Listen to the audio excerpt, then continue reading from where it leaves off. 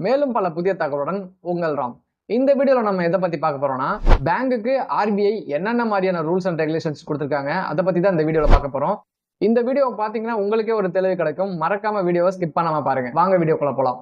நீங்க பேங்க்ல கடன் வாங்கியிருந்தீங்கன்னா உங்க கடனை 2 மாசம் அல்லது 3 மாசம் கட்ட விட்டுட்டீங்கன்னா, கடன் வாங்கின அமௌண்ட்டை வாங்குறதுக்கு பேங்க்காரங்க கால் பண்ணியிருந்தாங்கன்னா அவங்க வந்து உங்ககிட்ட திட்டவோ மரியாதை குறைவா பேசவும் கூடாதுன்னு ஆர்பிஐ சொல்லியிருக்காங்க. அது மட்டும் இல்லாம காலை 8 மணியிலிருந்து இரவு 7 மணி வரையும் தான் கால் பண்ணணும்னு சொல்லியிருக்காங்க. அதற்கு மேற்பட்டு கால் பண்ணி அவங்களை டிஸ்டர்ப் பண்ணக்கூடாதுன்னு சொல்லியிருக்காங்க. அது மட்டும் இல்லாம உங்ககிட்ட பேங்க்காரங்க பேசிட்டு உங்க வீட்டுக்கு வந்து நாங்க கடனை வசூல் பண்ணிக்கிறோம் அப்படின்னு சொன்னாங்கன்னா, நீங்க கொடுக்குற டேட் அண்ட் டைம்ல தான் அவங்க வந்து கடனை வசூலிக்க வரணும். அது மட்டும் இல்லாம லோன் ரெக்கவரி லெட்டர் வந்து கண்டிப்பா எடுத்துட்டு வரணும்னு சொல்லியிருக்காங்க. இது எல்லாமே ஆர்பிஐ ரூல்ஸ் அண்ட் ரெகுலேஷன்ஸ்ல சொல்லியிருக்காங்க. கூட இல்லாம இது எல்லா பேங்குக்கும் பொருந்தும். ஒரு அக்கௌண்ட் வச்சிருக்கீங்க, உங்க அக்கௌண்ட்ல மினிமம் பேலன்ஸ் மெயின்டைன் பண்ணலைன்னா அவங்க வந்து உங்களோட அக்கௌண்ட்ல உள்ள காசை எடுக்கிறதுக்கு அவங்க முடியும். அதாவது பெனால்டி போட்டு எடுக்க முடியும். ஆனா